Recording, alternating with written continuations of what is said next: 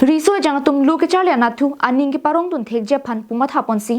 non hejong H.S.L.C lapen H.S. asad langalong kachipa undun atuma phan KYF BDC tum karcho amei kepaman pon Niphai krehiniar ni ada por phai kre sia por malom Bokajan subdivision aro Bokajan town adung het mate lakhain ko raisi borjan MEC constituency angkang kido sodrecho arong along Karbi Youth Association mate KYA Bokajan District Committee tumpen chipatir piponsi sodrecho arong arisoi jangtum non het jong HS lapen H.S.L.C asarlang ang thek mission pen ki unduna tumaphan Karbi poho pen karcho ajaimek amei kedo pon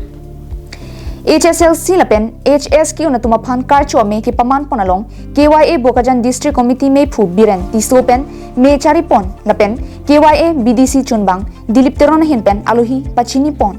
la solong me ke pha alam thepi jai pon thu